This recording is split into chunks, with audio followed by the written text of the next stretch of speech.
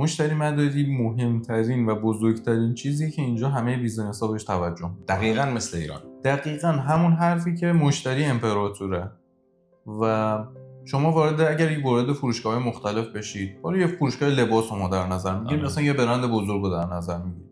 اگر شما تمام لباس‌های اونجا رو انتخاب بکنید، پرو بکنید، ببرید بذارید پس بدید به اونجا، اصلا هیچی نخرید، اگر خیلی چیزا بخرید هیچ فرقی نمیکنه. خدماتی که به شما داده میشه یکسانه.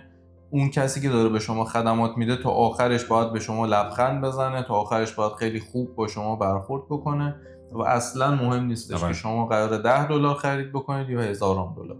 و یه نکته هم داره، این رو بر اساس لطف انجام نمیده. اصلا اینجا اصلا رسمش بر اینه، طرف میاد مثلا 5 تا لباس رو انتخاب میکنه، میره مثلا میپوشه، آخر سرم میاد همش هم دوست داره اصلا فرض کن، بعد نگاه میکنه مثلا میگه اوکی مثلا به فرض $200 زیاده، یهو 3 تا تیکش رو همونجا پیش کش اصلا میگه آقا من اینا رو نمیخوام، بدون هیچ صحبتی میذارن، بعدن یکی دیگه میاد اینا رو برمی‌داره میره دوباره میشینه همون جایی که بود.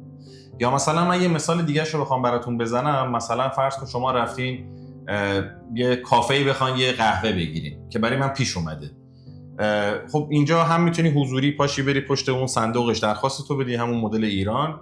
بعضی وقتا هم یه دستگاهایی هست مثلا مثل تاچه، مثل LCD، با اون خودت اوردر رو میدی، بعد میری وای میسی تو صف بگیریش. من این کارو یه بار کردم تو تیم هورتون، یکی از مثلا قهوه فروشی کانادایی معروفه، مثلا استارباکسه ولی کاناداییش. بعد من گفتم آقا مثلا یه کولد بروی بلک میخوام، انتخاب کردم. بعد وقتی اومد بهم تحویل بده دیدم یک قهوه سرشار از خامه و شیر بهم داده، یعنی اصلا رنگش کامل سفید شده بود. بعد من گفتم که من بلک میخواستم که این شکلی. بعد طرف بدون که هیچ صحبتی بکنه اونو گرفت گذاشت کنار، یه دونه دیگه پر کرد بهم داد بدون هیچ صحبتی. یعنی این شکلی نیست که مثلا بیای بگی وای مثلا من الان اگه برم این حرفو بزنم زشته. زشت نیست. خب شما که دروغی که نداری بگی که، و اونا مبنا رو بر صداقت شما میذارن کلاً.